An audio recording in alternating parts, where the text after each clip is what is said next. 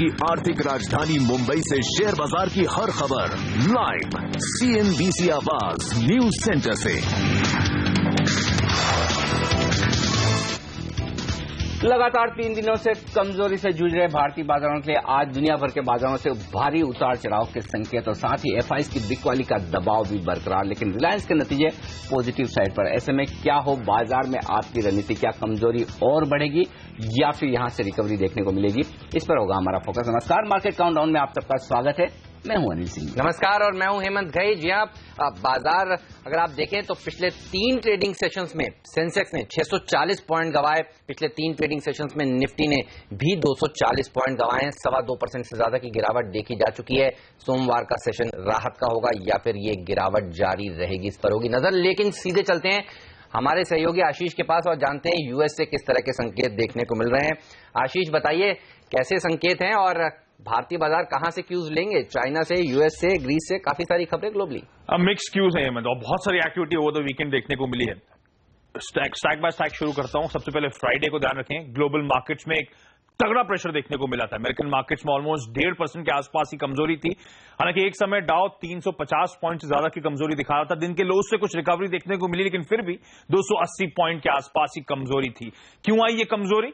एक तो ध्यान रखें, ये हफ्ता रिजल्ट हैवी हफ्ता है अमेरिकन मार्केट्स के लिहाज से। कई सारी दिग्गज कंपनीज अपने तिमाही रिजल्ट्स घोषित करेंगी, तो उससे पहले हल्की सी मुनाफा वसूली थी। लेकिन ज्यादा बड़ा कंसर्न आया यूरोप से। यूरोप के मार्केट जहां दबाव में थे और साथ साथ ग्रीस को लेकर अब कंसर्न्स ग्लोबल इक्विटी मार्केट्स में लगातार बढ़ रही हैं और नेगोशिएशंस को लेकर लोगों को अब डर लगने लगा है और इसलिए अमेरिकन मार्केट्स में भी प्रेशर था। यूरोप आपकी स्क्रीन पर मैंने कहा था दबाव के साथ, इनफैक्ट 1 से 2.5% के आसपास की कमजोरी के साथ यूरोपियन मार्केट्स कामकाज कर रहे थे और यहां पे भी वो ग्रीस को लेकर जो नेगोशिएशंस चल रहे हैं उसके चलते नर्वसनेस थी। लेकिन यहां पे एक एडेड इंपैक्ट आया था, जो चाइनीज या शांघाई के जो फ्यूचर्स थे यूरोपियन मार्केट जब कामकाज कर रहे थे उनमें तगड़ा दबाव था, तो वहां से दबाव आया। क्यों था ये चाइना के फ्यूचर्स में दबाव? ध्यान रखें, एशियन मार्केट जब फ्राइडे को क्लोज हो गए थे उसके बाद चाइना में खबरें आई कि वहां का जो रेगुलेटर है, चाइना सिक्योरिटीज रेगुलेटरी कमीशन, उसने तमाम फाइनेंशियल ब्रोकरेजेस के जो मार्जिन ट्रेडिंग का कारोबार है उस पर क्लैम डाउन, उसको रोक, उसको थामने की कोशिश करी है और उसके चलते वहां पे दबाव था। इनफैक्ट वहां पे शॉर्ट सेलिंग के लिए एक्स्ट्रा शेयर्स अवेलेबल कराने की बात करी जा रही थी। कहा जा रहा था जो फ्रॉड क्रिएट हो रहा है चाइना मार्केट में उसको कंट्रोल करने की कोशिश है। इसीलिए शंघाई की फ्यूचर्स में एक तगड़ा प्रेशर देखने को मिला था। पर इंटरेस्टिंगली कल यानी कि रविवार को वहां के जो सेंट्रल बैंक है, पीपल्स बैंक ऑफ चाइना, उसकी तरफ से एक इंटरेस्टिंगली पॉजिटिव खबर आई है। वहां का जो रिजर्व रिक्वायरमेंट रेशियो है, यानी कि हमारा जैसा CRR होता है, उस रिजर्व रिक्वायरमेंट रेशियो में 1% की कटौती कर दी गई है। यानी कि एक लिक्विडिटी इंजेक्ट करने की कोशिश करी गई है चाइना के मार्केट्स में, चाइना की इकोनॉमी में। और इंटरेस्टिंगली 2008 का जो वित्तीय संकट था उसके बाद पहली बार इतने मैग्नीट्यूड का वहां पे कटौती आई है। उसके चलते आप देख रहे हैं कि एशिया में इतनी नर्वसनेस के साथ ट्रेड देखने को नहीं मिल रहे हैं। अदरवाइज जो फ्राइडे के क्यूज थे उसको देख के लग रहा था भारतीय बाजारों या फिर एशियन मार्केट की कमजोरी के साथ शुरुआत होगी। लेकिन इस चाइना के पीपल्स बैंक ऑफ चाइना के मूव के बाद हम देख रहे हैं बहुत ज्यादा प्रेशर नहीं, लेकिन हल्के दबाव के साथ ही तमाम एशियन मार्केट समय कामकाज करते हुए नजर आएंगे। और एसजेएक्स निफ्टी दर्शा रहा है कि शायद फ्राइडे के जो क्लोजिंग लेवल्स थे उन्हीं के आसपास भारतीय बाजार आज शुरुआत करते हुए नजर आएंगे। तो शायद हमें बचाया है वो पीपल्स बैंक ऑफ चाइना के एक्शन ने। बिल्कुल, चलिए शुक्रिया आशीष इस जानकारी के लिए। और कच्चे तेल पर भी आपको नजर रखनी होगी क्योंकि देखिए आप ब्रेंट क्रूड लगातार बढ़ रहा है, $64 पर वो पहुंच गया है। तो ये एक और कमजोर संकेत भारतीय बाजारों के लिए। कच्चे तेल का बढ़ना भारतीय बाजारों के लिए बेहद कमजोरी भरा होता है। अनिल, आज भारतीय बाजारों को विदेशी बाजारों के कौन से क्यूब से सबसे ज्यादा सपोर्ट मिलेगा?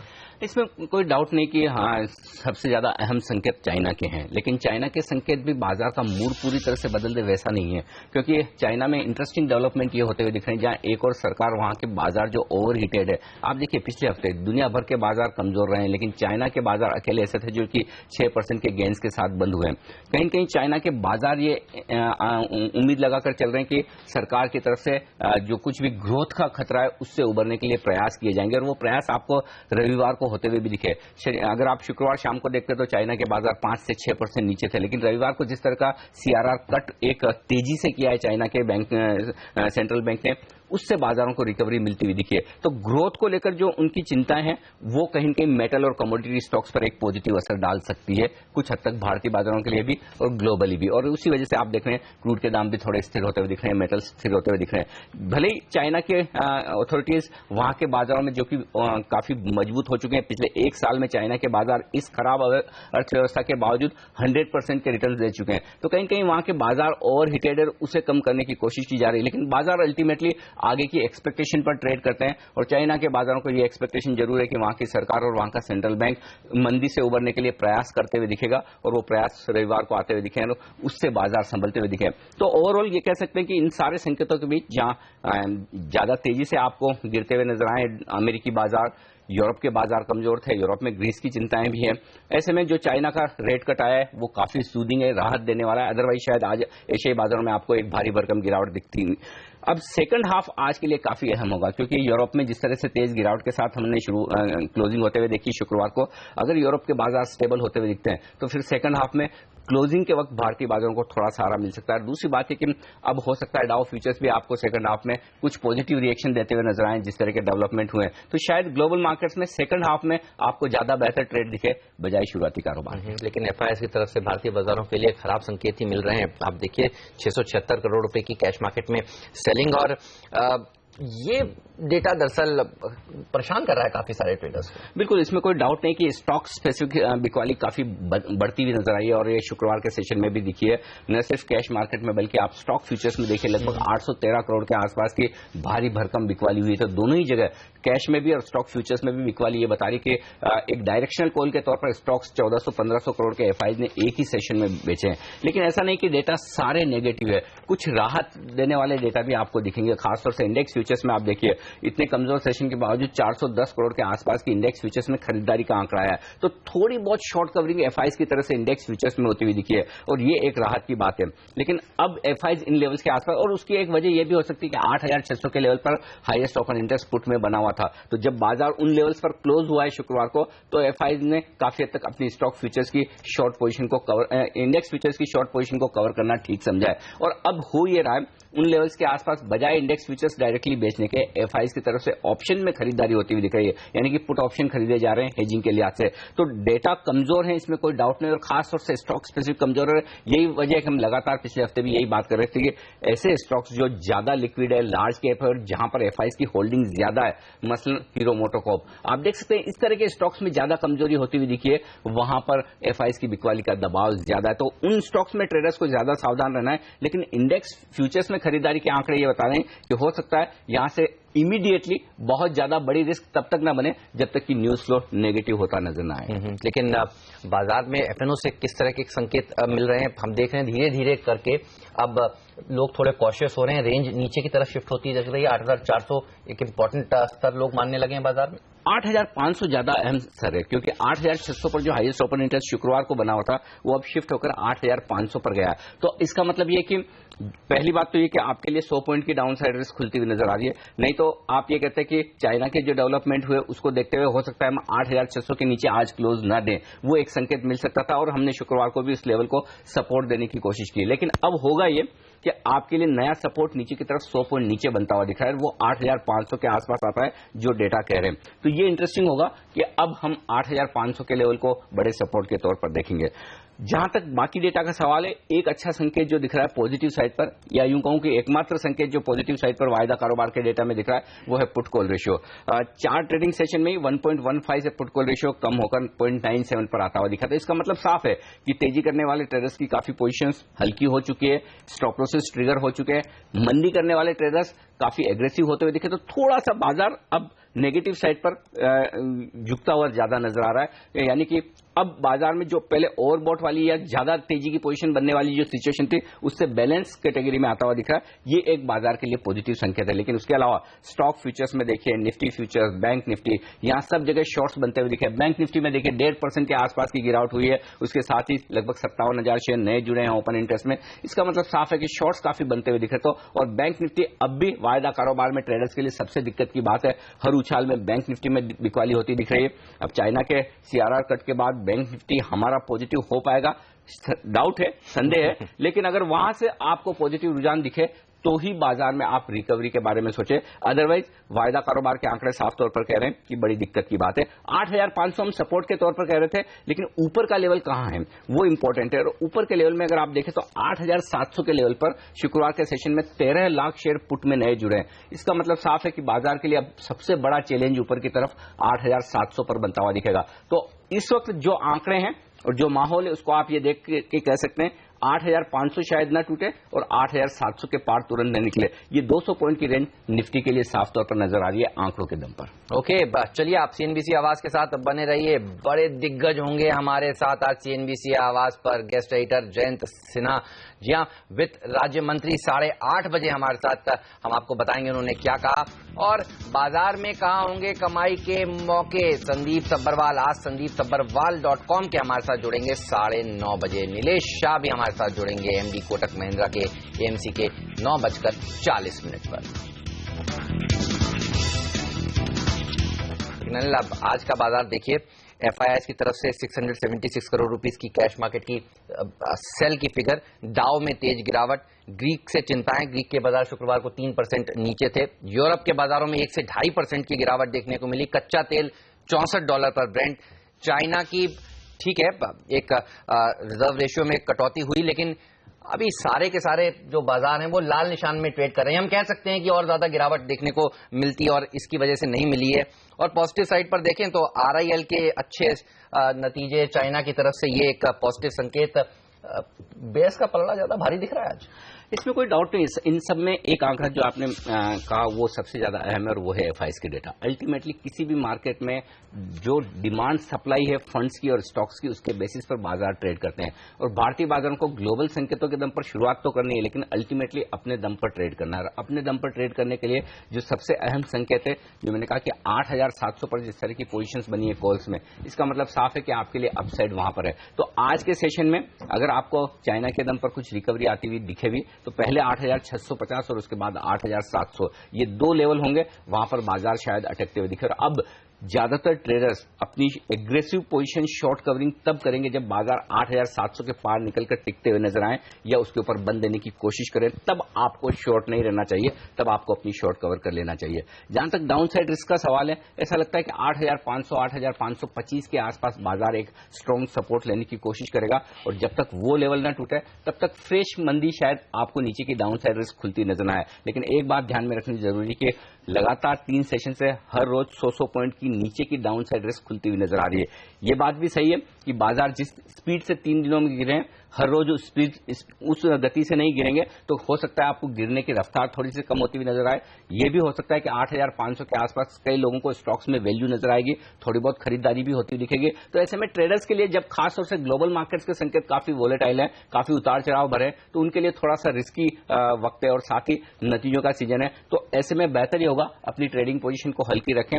8,500 और 8,700 की रेंज में जिस तरफ बाजार पहले जाते हुए नजर आए, उसके विपरीत एक कॉन्ट्रा कॉल लेकर स्ट्रिक्ट स्टॉप लॉस के साथ ट्रेड करने की कोशिश करें। और खासतौर से वो स्टॉक फ्यूचर्स जहां पर एफआईआई की होल्डिंग्स ज्यादा हैं, वहां पर लॉन्ग साइड पर सावधान रहने की जरूरत है। और जब तक बैंक निफ्टी में सुधार के संकेत न दिखे, तब तक बाजार में बहुत एग्रेसिवली तेजी की पोजीशन बनाना रिस्की हो सकता है। कुछ कमोडिटी स्टॉक्स आपको थोड़ा सा रिबाउंड देने की कोशिश कर सकते हैं, मेटल थोड़ा सा मजबूत हो सकते हैं।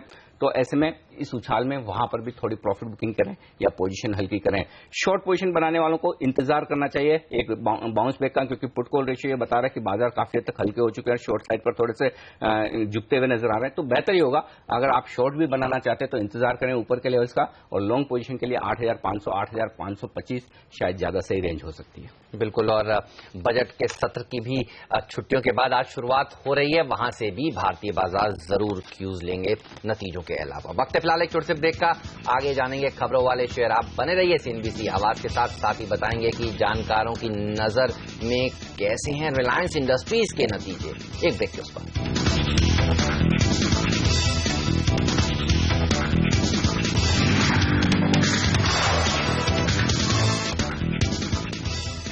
स्वागत है आप सभी का सीएनबीसी आवाज पर। आप देख रहे हैं मार्केट काउंटडाउन। शुक्रवार को बाजार बंद होने के बाद दिग्गज कंपनी रिलायंस इंडस्ट्रीज ने चौथी तिमाही में शानदार नतीजे पेश किए। कंपनी का मुनाफा अब तक का सबसे ज्यादा रहा है। स्टैंडअलोन मुनाफा 23% बढ़कर 6,243 करोड़ रुपीज रहा है। वहीं कंपनी का जीआरएम 2 साल की ऊंचाई पर पहुंच गया है। चौथी तिमाही में जीआरएम $10.1 प्रति बैरल रहा है। रिलायंस इंडस्ट्रीज के चेयरमैन मुकेश अंबानी के मुताबिक वित्त वर्ष 2014-15 में कंपनी के लिए बेहद अहम रहा है। इस दौरान कच्चे तेल की कीमतों में तेज गिरावट देखने को मिली, लेकिन कंपनी की रिफाइनिंग से आमदनी रिकॉर्ड ऊंचाई पर है। उनके मुताबिक हाइड्रोकार्बन्स कारोबार टेक्नोलॉजी में निवेश का फैसला सफल रहा है। और बाजार के जानकार भी रिलायंस इंडस्ट्रीज के नतीजों से खुश हैं। कंपनी के मुताबिक जानकारों के मुताबिक कंपनी के मार्जिन्स आगे भी अच्छे रहेंगे। पेटकैप के अंदर मेरे ख्याल से उतनी गुंजाइश नहीं है, बिकॉज कुछ चीजों में, जैसे एक पर्टिकुलर प्रोडक्ट को तो मैं जानता हूं, पॉलीप्रोपिलीन, जहां पे इन्होंने मार्च महीने के अंदर बढ़त ली थी, वो अंतर्राष्ट्रीय लेवल के ऊपर ऐसे वक्त के अंदर जब क्रूड गिर रहा था, बढ़त ले पानी बड़ी मुश्किल थी, तो भी उन्होंने ली है। अगर इस तरह की प्राइसिंग प्रोसेस जारी रहता है तो डेफिनेटली यहां पे आप बेहतर मार्जिन्स और इनको उभरते हुए देख सकते हैं। और फिर अगर जो प्लान्ड आउटेजेस अगर कम होती हैं तो डेफिनेटली वॉल्यूम के बेसिस पे आपको बेटर मार्जिन्स और होते दिखाई देंगे। मेरे हिसाब से 1.5 से 2% तक की एक अपसाइड बन सकती है। करीब 924 के लेवल से बंद हुआ है, 940-50 तक जा सकता है। बट ओवरऑल मैं एक राय दूंगा इन्वेस्टर्स को कि इस स्टॉक में ज्यादा शॉर्ट टर्म ट्रेडिंग नहीं करे। 2 रेंज बाउंड रहता है, बट डाउनसाइड इज बहुत कम है। Price to book value multiples के लिहाज से भी देखें तो बहुत सस्ता लगता है। जो आने वाले दिनों में इनके ऑयल एंड गैस में और भी इन्वेस्टमेंट्स है, जैसे म्यांमार का है और भी पाइपलाइन में है, उनके रिजल्ट्स बेहतर आएंगे। टेलीकॉम के भी रिजल्ट्स पॉजिटिव आएंगे। हो सकता है कि साल भर लगे, बट ओवरऑल एक फैंटास्टिक कंपनी है इन्वेस्ट करने के लिए।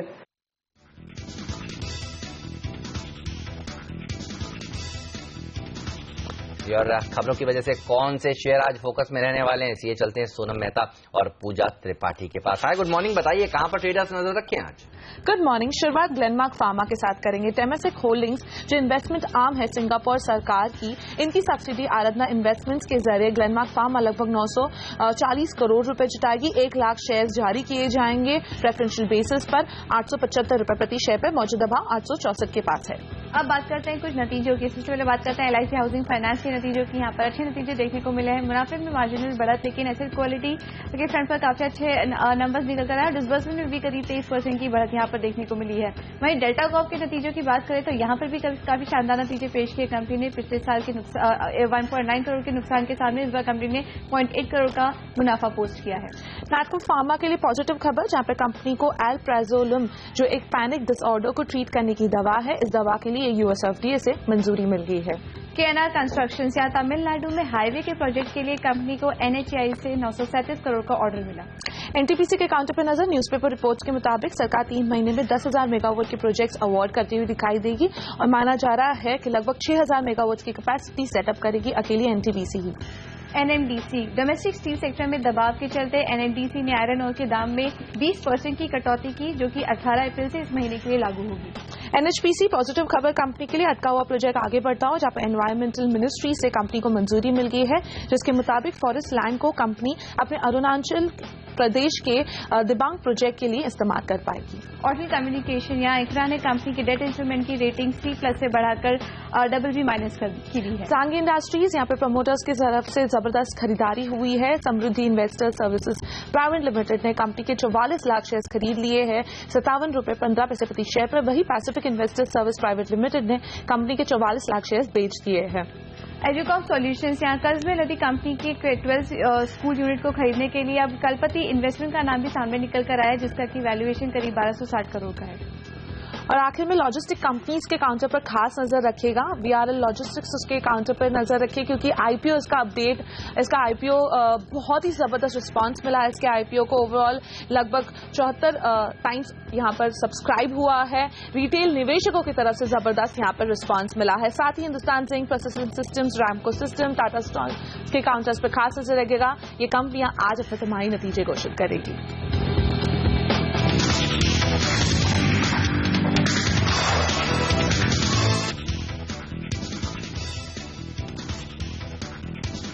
हमारे एक्सपर्ट्स हमारे साथ जुड़ रहे हैं, जो देंगे हमें आज के ट्रेडिंग सेशन की रणनीति। और शुरुआत करते हैं हम तकनीकी राय के साथ। मानस जायसवाल.com के मानस जायसवाल हमारे साथ है इस वक्त। मानस, गुड मॉर्निंग, स्वागत है आपका CNBC आवाज पर। बताइए, निफ्टी के चार्ट्स क्या संकेत दे रहे हैं? लगातार 3 दिनों की कमजोरी और शुक्रवार को भी हम डेज लो पर जाकर 8600 के बेहद करीब बंद हुए। क्या यहां से भी और डाउनसाइड रिस्क है? और अगर आज किसी भी वजह से उछाल दिखे तो क्या लेवल से जहां पर आप बिकवाली करना चाहेंगे? Good morning Anil ji.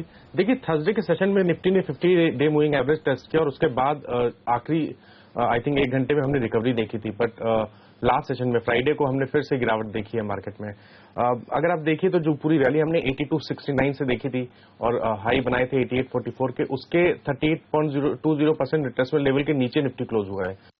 50 day moving average के नीचे क्लोज हुआ है, जो कि नेगेटिव संकेत है। मैं समझता हूं कि एटलीस्ट 50% रिट्रेसमेंट लेवल तो बिल्कुल टेस्ट कर सकता है, जो कि 8556 है। बट उसके नीचे अगर आप देखिए तो 8522 के लेवल्स भी पॉसिबल हैं, जो कि 100 डे मूविंग एवरेज है। तो मैं समझता हूं वहां कहीं निफ्टी को सपोर्ट जरूर लेना चाहिए और ध्यान ये रखना चाहिए कि 8500 से लेकर 8475 काफी स्ट्रांग सपोर्ट रेंज है निफ्टी के लिए। तो अगर आपने शॉर्ट बनाए हुए हैं हायर लेवल्स पे तो कहीं ना कहीं 8525 के आसपास अपने प्रॉफिट जरूर बुक कर लें और वेट करें क्लियर ट्रेंड का।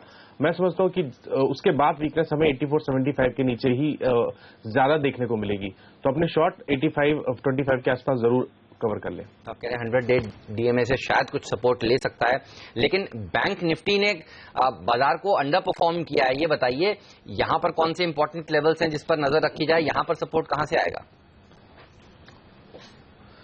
देखिए वीकनेस ज्यादा लगती है बैंक निफ्टी में। अगर दोनों चार्ट्स को कंपेयर करें तो बैंक निफ्टी ज्यादा वीक लगता है, क्योंकि जो रैली हमने करीब 17,700 से देखी उसके 50% के नीचे 50% रिट्रेसमेंट लेवल के नीचे बैंक निफ्टी क्लोज हुआ है। 100 day moving average already breach कर दिया है, उसके नीचे क्लोज हुआ है। तो अगर आप चार्ट्स की बात करिए तो डेफिनेटली वीक चार्ट्स हैं कंपेयर टू बैंक निफ्टी के। और मैं समझता हूं कि 17,900 17,850 तक के लेवल्स बैंक निफ्टी में देखे जा सकते हैं। और देखिए पॉइंट ये है कि अभी तक जहां पर प्राइवेट बैंकिंग में वीकनेस नहीं देखने को मिल रही थी, अब लास्ट सेशन में प्राइवेट बैंकिंग में काफी वीकनेस देखने को मिली है। शायद उसका उस रिफ्लेक्शन जरूर बैंक निफ्टी पे आएगा। और अगर बैंकिंग ऐसे ही क्रैक होते हुए तो मैं तो समझता हूं कि शायद 1 से 2 दिनों में ही हमें 17,900 के लेवल्स देखने को मिले बैंक निफ्टी में। तो यहाँ पर बैंक निफ्टी में कमजोरी निफ्टी से ज्यादा साफ तौर पर नजर आती है। लेंगे एक छोटा सा ब्रेक और ब्रेक के बाद बात होगी सीएनबीसी आवाज के गेस्ट एडिटर वित्त राज्य मंत्री जयंत सिन्हा के साथ।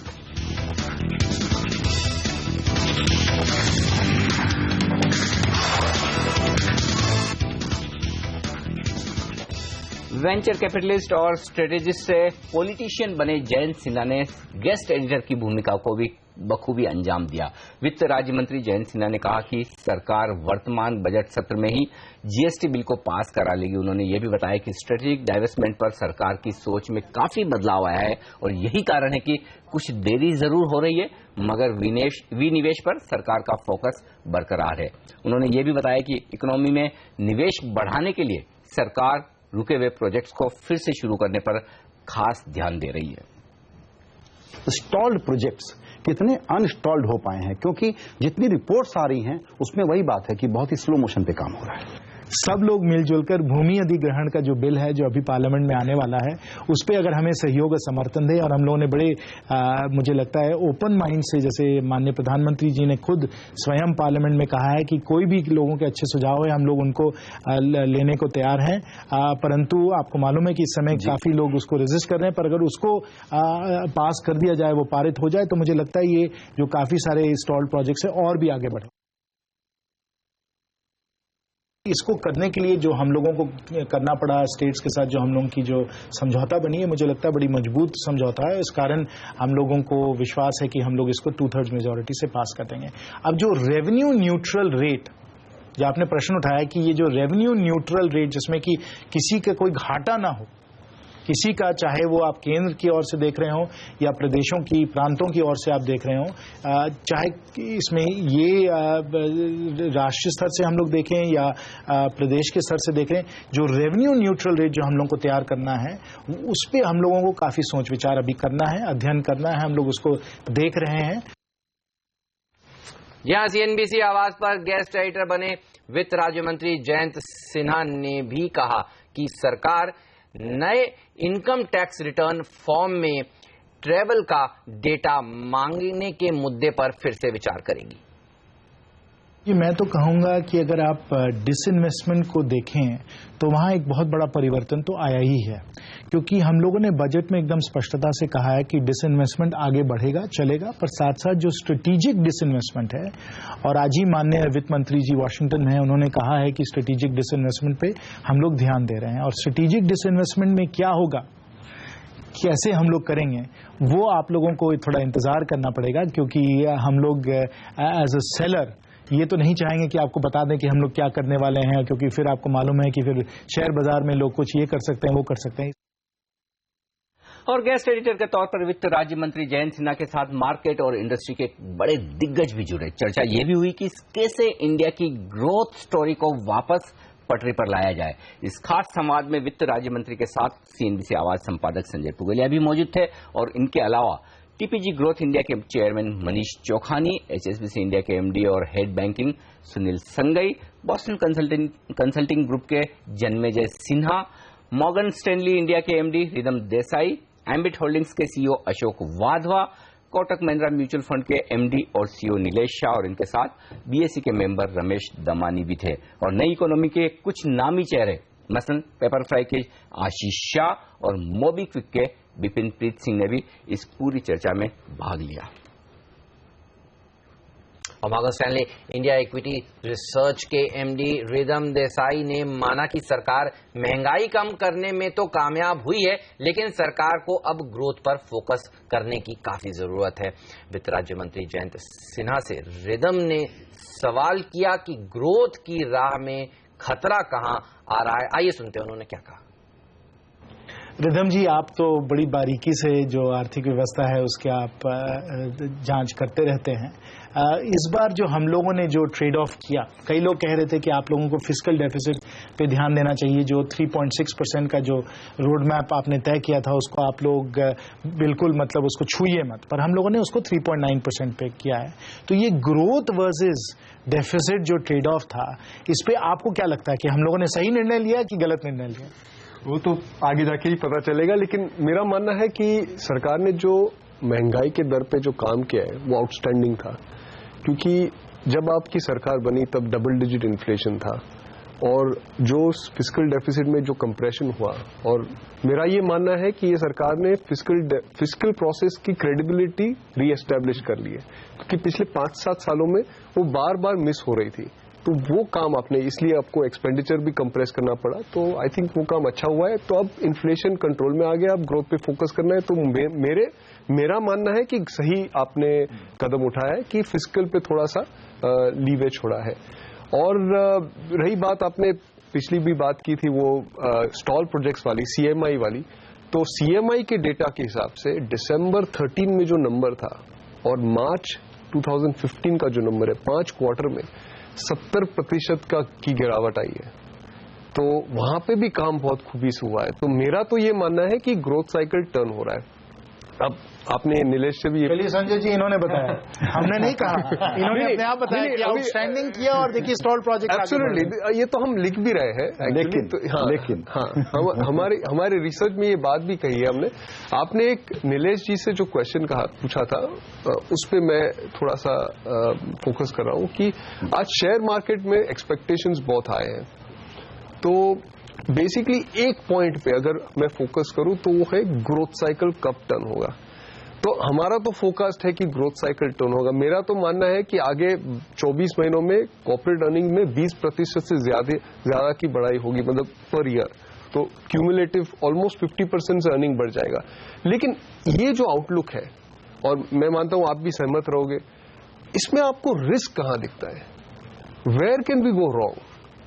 वो घर में क्या रिस्क है और बाहर से क्या रिस्क है? बहुत अच्छा आपने प्रश्न पूछा है। मैं कहूंगा कि अगर हम लोग इस समय फिक्र कर रहे हैं, किन बातों पे हम लोग फिक्र कर रहे हैं और किस चीजों से लगता है कि कुछ ना कुछ खतरा आ सकता है, मैं कहूंगा कि ये जो खतरा आ सकता है वो 3 मतलब उसके सोर्सेज हैं।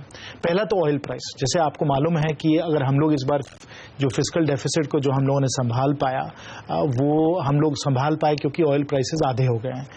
अभी कुछ लग नहीं रहा है कि किसी भी कारण ऑयल प्राइसेस बढ़ेंगी। अगले 2-3 साल का सब लोग जिससे हम लोग बात की, अभी हम आ रहे हैं यूएई से, दुबई और अबू धाबी से, वहां भी मेरी बड़ी लंबी चर्चा हुई और वो लोग तो बहुत बड़े एक्सपोर्टर हैं ऑयल के, तो उनका भी यही सलाह थी, उनकी भी यही सलाह थी कि अभी ये जो प्राइसेस हैं वो 2-3 साल कम रहेंगे। परंतु ये बहुत एक बड़ा हम लोगों के लिए खतरा है। अगर ऑयल प्राइसेस बढ़ जाए तो हमारी इकोनॉमी उससे बड़ी नाजुक तरीके से है इस मामले में, तो वहां खतरा है। दूसरा खतरा है ये स्टॉल्ड प्रोजेक्ट्स और बैंकिंग सेक्टर का। जैसे जन्मय जी भी कह रहे थे कि अगर हम लोग ये स्टॉल्ड प्रोजेक्ट्स को अगर हम लोग जल्द से जल्द इनको आगे नहीं बढ़ाएं तो जो स्ट्रेस जो है अभी बैंकिंग सेक्टर में और जो बैंक्स जो लेंडिंग नहीं कर पा रही हैं वो बढ़ता चला जाएगा और फिर कैपिटल शॉर्टेज हकीकत में हम लोगों को वहां दुख देगा। इसलिए बैंक्स को हम लोग ठीक करना है, उनको फिर से एकदम हेल्दी बना देना और इंस्टॉल्ड प्रोजेक्ट्स को आगे ले जाना, ये एक बहुत जरूर और आवश्यक इस पे हम लोगों को कार्रवाई करनी पड़ेगी और कोशिश तो है, परंतु ये एक रिस्क फैक्टर बहुत जबरदस्त है इंस्टॉल्ड प्रोजेक्ट्स का। तो इस शनिवार को बाजार के और इंडस्ट्री के जाने माने दिग्गजों ने CNBC आवाज के साथ वक्त बिताया और खास तौर पर गेस्ट एडिटर की भूमिका में वित्त राज्य मंत्री जयंत सिन्हा खुद थे। ग्रोथ को फिर से ट्रैक पर कैसा लाया जाए और साथ ही FIs के टैक्सेशन से लेकर तमाम मुद्दों पर उनसे खुलकर बातचीत हुई। बाजार पर भी, और बाजार पर जो कुछ भी इन दिग्गजों ने कहा उसको हम कुछ देर में आपको सुनवाएंगे भी कि बाजार के डायरेक्शन पर उनका क्या कहना है। लेकिन आज संसद का बजट सत्र दोबारा शुरू हो रहा है। क्या होगी सरकार के सामने चुनौतियां और बाजार के लिए जो अहम बातें हैं, कुछ अहम बिल, क्या वो पास होते हुए दिखेंगे, क्या संभावना है, ये सब बताएंगे हम आपको एक छोटे से ब्रेक के बाद।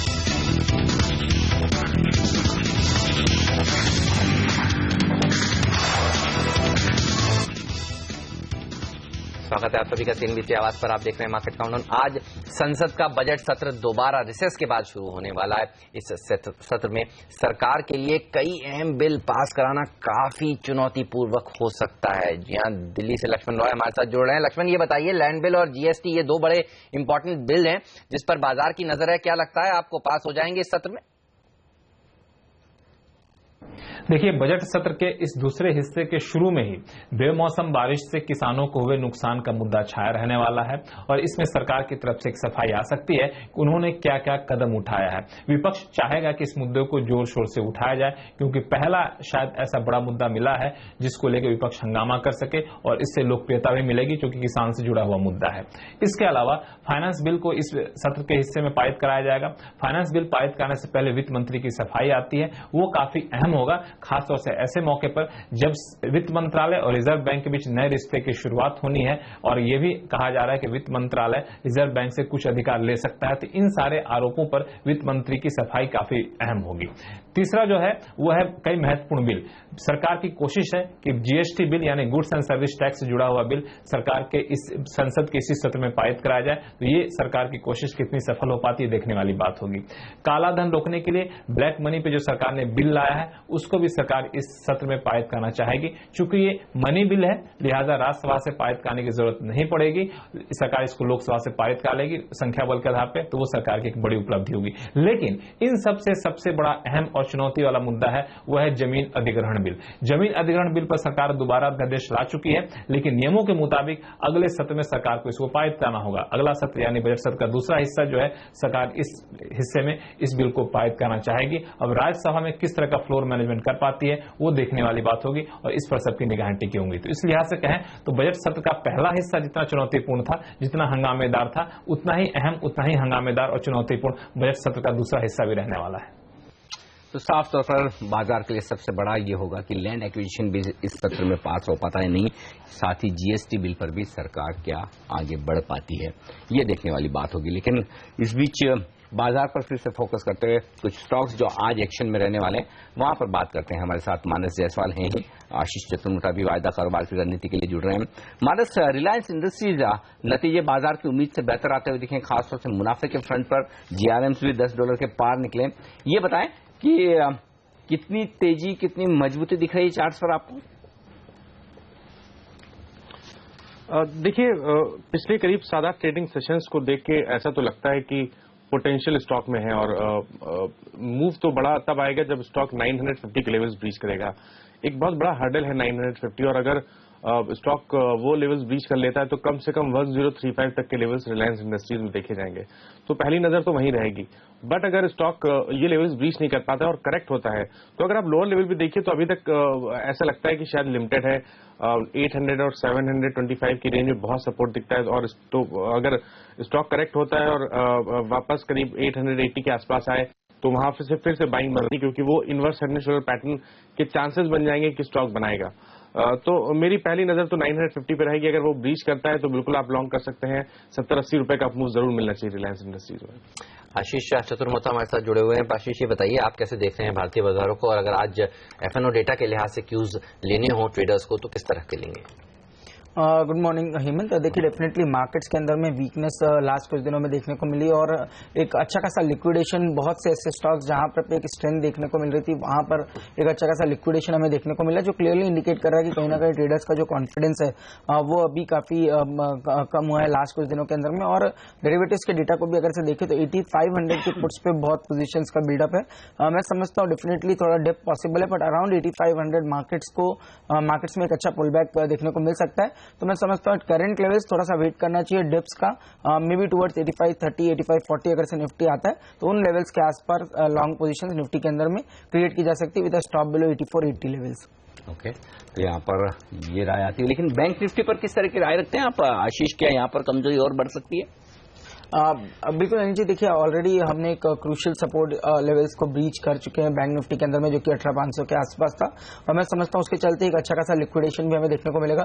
प्राइवेट सेक्टर बैंक्स जो कि अच्छी खासी स्ट्रेंथ में थे वहां पे हम ऑलरेडी एक अच्छा खासा शॉर्ट बिल्डअप देख चुके हैं, जैसे कि एक्सिस बैंक, यस बैंक, जो कि एक अच्छी खासी स्ट्रेंथ दिखा रहे थे, उनमें हमने फ्रेश एडिशन शॉर्ट साइड पे देखा है, जो क्लियरली इंडिकेट कर रहा है कि कहीं ना कहीं कॉन्फिडेंस जो है वो बैंकिंग के अंदर में नेगेटिव बनते हुए नजर आ रहा है। पर सरप्राइजिंगली पीएसयू बैंक्स के अंदर में लोअर लेवल से बाइंग देखने को मिल रही है, जिसके चलते मैं समझता हूं कि बैंक निफ्टी एक रेंज बाउंड ट्रेड की तरफ जा सकता है, जिसके अंदर में डाउन साइड में 18100 से 18000 तक के लेवल्स जो है वो रीटेस्ट हो सकते हैं, बट अराउंड दोज लेवल्स मुझे लगता है बैंक निफ्टी के अंदर में भी एक सपोर्ट हमें देखने को मिल सकता है। मानस, टीटागढ़ वैगन पर आपसे राय लेना चाहूंगा। इसके जो परिणाम आए हैं वो काफी अच्छे आए हैं। मुनाफा 400% बढ़ा है, 1.7 करोड़ से बढ़कर 8.8 करोड़ रहा है। एबिटा मार्जिन 10% के रहे हैं, और पूरे वित्त वर्ष के देखें FY15 के तो मुनाफे में 163% का शानदार उछाल देखने को मिला है। ये बताइए चार्ट कैसे लग रहे हैं, और यहाँ पर क्या आज तेजी और देखने को मिल सकती है? वैसे एक अच्छी रैली स्टॉक में देखी गई है। देखिए रैली तो जरूर देखी गई थी पिछले दिनों, बट स्टॉक ने ऑलरेडी डिसेंट करेक्शन दिखा दिया है। मैं समझता हूं कि अगर आप ट्रेडर हैं तो 625 का वेट करें, 625 के लेवल्स ब्रीच हो जाए तब तो आपको फ्रेश लॉन्ग बनाना है, अदरवाइज वेट करना बेहतर आइडिया है। और अगर आप देखिए तो डाउन साइड बहुत लिमिटेड लगता है, 535 525 पे बहुत सपोर्ट दिखता है। तो अगर आप लॉन्ग टर्म चार्ट देखें तो अगर आप इन्वेस्टर हैं तो बिल्कुल बने रहें, क्योंकि लॉन्ग टर्म चार्ट बेहतर है, बट शॉर्ट टर्म ट्रेडिंग के लिए 625 का वेट कर लें। अगर वो लेवल्स ब्रीच हो जाए तो एक फ्रेश लॉन्ग बनाएं, जिसके टारगेट्स कहीं ना कहीं 690 से लेकर 700 के आसपास आते हैं। ओके, तो लॉन्ग टर्म इन्वेस्टर्स के लिए अब भी मौके हैं, बेहतरीन नतीजे देखना होगा किस तरह का रेस्पॉन्स आता है आज स्टॉक की प्राइस में। लेंगे एक छोटा सा ब्रेक, और ब्रेक के बाद कुछ और नतीजों पर राय होगी। LIC हाउसिंग, डेल्टा कॉर्प जैसी कंपनी ने नतीजे पेश किए इस वीकेंड पर, बताएंगे आपको क्या हो आपकी रणनीति उन शेयरों में इस ब्रेक के बाद।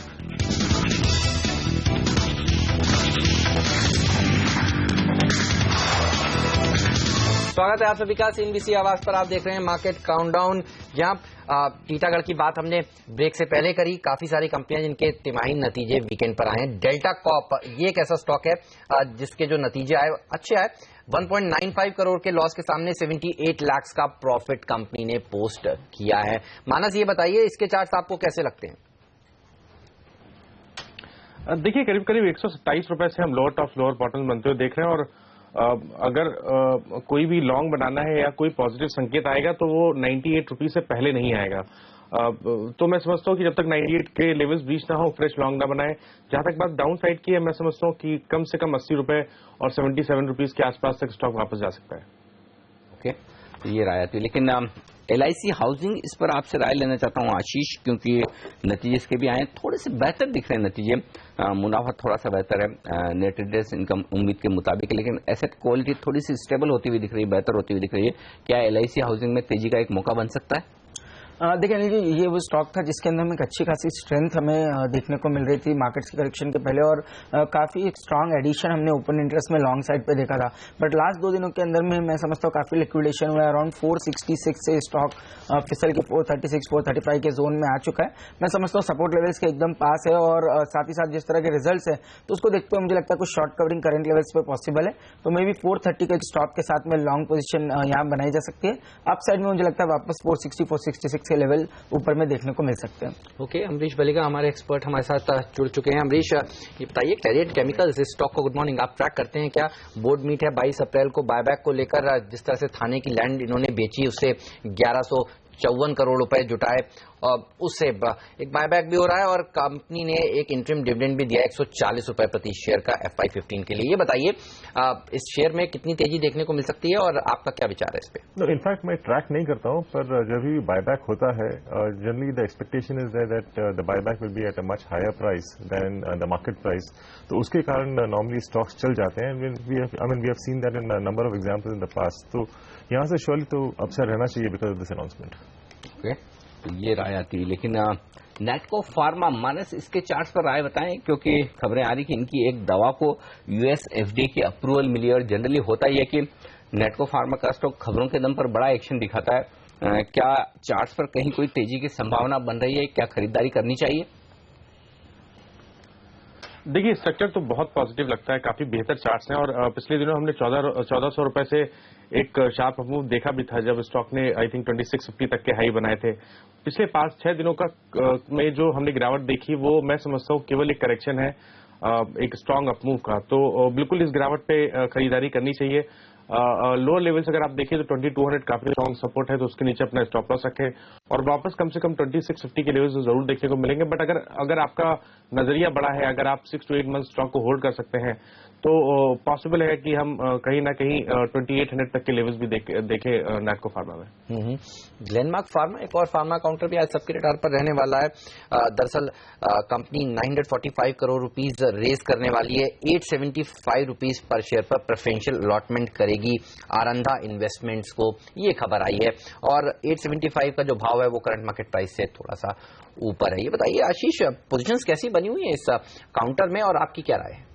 देखिए हेमंत, कुछ दिनों पहले एक अच्छी खासी स्ट्रेंथ थी और जिस तरह से फार्मा में एक अच्छा खासा सेल ऑफ हमें देखने को मिला और जो बाकी स्टॉक्स के अंदर में एक अच्छी खासी सेलिंग थी, उसके बावजूद भी ग्लेनमार्क काफी हद तक के ऊपर के लेवल्स पे होल्ड कर रहा था। बट लास्ट 2 दिनों में इसके अंदर भी एक अच्छा खासा सेल ऑफ हुआ है और इसको देखते हुए मुझे लगता है कि थोड़ा सा डिप इसके अंदर में पॉसिबल है। मे बी 840 तक ये स्टॉक डाउन साइड में ट्रेड कर सकता है, तो मैं समझता हूँ कि इस काउंटर को लॉन्ग पोजिशन के लिहाज से भी मैं अवॉइड करना चाहूंगा। सांगी इंडस्ट्रीज, ये एक और स्टॉक है जहां पर कुछ बड़े सौदे होते दिखे शुक्रवार के सेशन में। चार्ट्स पर राय दें, मानस क्या कह रहे हैं चार्ट्स, क्या कोई एक बड़ी तेजी का मौका बनता है? क्योंकि यहां पर प्रोमोटर्स ने खरीदारी की, 44 लाख शेयर उन्होंने खरीदे हैं 57 रुपए के दाम पर और जनरली प्रोमोटर्स जब खरीदारी करते हैं तो एक अच्छा मूव आता हुआ दिखता है। मेरे ख्याल से काफी तेजी तो शुक्रवार के सेशन में भी हुई है। क्या कुछ और आगे बढ़ती हुई दिखेगी? क्या लेवल्स अहम है अभी इसके लिए और क्या खरीदारी का मौका है? देखिए, ब्रेकआउट तो डेफिनेटली है। 61 के अहम रेजिस्टेंस ब्रीच हुए हैं और जितने अच्छे वॉल्यूम्स के साथ हुए हैं उसमें ये तो कहना बिल्कुल सही है कि जो ऑल टाइम हाई, जो रिसेंट हाई थे 70 रुपीज तक के, वो स्टॉक टच कर सकता है। बट अगर हम लॉन्ग टर्म चार्ट देखते हैं तो मैं समझता हूँ एक बड़ा कंसोलिडेशन है जो 45 और 70 रुपीज के बीच में, और इसका ब्रेकआउट हमें आने वाले टाइम में जरूर देखने को मिलेगा। अगर इसका इस कंसोलिडेशन का ब्रेकआउट देखने को मिलेगा तो कम से कम 92 और 95 तक के लेवल्स स्टॉक में देखे जा सकते हैं। तो अगर आप निवेश के लिहाज से देखते हैं तो भी बेहतर है और अगर ट्रेडिंग के लिहाज से देखते हैं तो अभी हमें फ्राइडे के सेशन में ब्रेकआउट तो देखने को मिला ही है, तो एक करीब 7-8 रुपए का मूव जरूर मिलना चाहिए। प्राइमरी मार्केट में काफी एक्शन देखने को मिल रहा है। VRL लॉजिस्टिक्स का जो IPO बंद हुआ 70 गुना सब्सक्राइब हुआ, PFC का 77 गुना हुआ था, आर पावर का 73 टाइम्स हुआ था। 8 सालों में इस तरह के बड़े नंबर्स देखने को नहीं मिले हैं। ये बताइए आज इसके चलते गति में, TCI में कुछ एक्शन देखने को मिल सकता है क्या? लॉजिस्टिक्स कंपनियां वो भी श्योरली एक्शन तो देखने को मिलेगा and also the subscription for VRL was also because of Gati and the other logistic stocks, क्योंकि वहां पे जो वैल्यूएशन है काफी हाई है and against that VRL seem much cheaper. तो इसी कारण we have seen the sort of demand in VRL because the gap was huge. Inox wind जैसी जो शानदार लिस्टिंग हुई थी कि यहाँ से भी एक्सपेक्टेशंस रखनी चाहिए? आइनॉक्स विंड के कारण सुजलॉन के लिए शायद ज्यादा एक्सपेक्टेशन नहीं हो। नहीं, मैं कह रहा हूँ जिस तरह से आइनॉक्स विंड की अच्छी लिस्टिंग हुई थी, जिन इन्वेस्टर्स को ये शेयर मिलेंगे VRL लॉजिस्टिक्स के, उनके लिए भी अच्छी लिस्टिंग की एक्सपेक्टेशंस रखनी चाहिए। Absolutely, because in the grey market whatever you are hearing the premium is huge and जब भी मैंने काफी गैप रहता है between the valuation in the market and the valuation at which is being offered, surely you have a much better sort of a demand for that stock and I think this could be the revival of the IPO market जो हम लोगों ने last इतने सालों में देखा नहीं है। लेंगे एक छोटा सा ब्रेक और ब्रेक के बाद जुड़ेंगे हमारे साथ एक बेहद खास मेहमान। आपके लिए होगा एक सुपर एक्सक्लूसिव इंटरव्यू। जी हाँ, हम बात करेंगे DIPP सेक्रेटरी अमिताभ कांत के साथ। प्रधानमंत्री के विदेश दौरे पर होगा हमारा फोकस। बताएंगे आपको क्या कुछ बड़े डेवलपमेंट हुए हैं बाजार के लिए वहां से, और क्या संकेत हैं आपके लिए, और किस तरह से मेक इंडिया प्लान आगे बढ़ता हुआ दिख रहा है। इन सब मुद्दों पर चर्चा करेंगे अमिताभ कांत साहब के साथ इस छोटे से ब्रेक के बाद।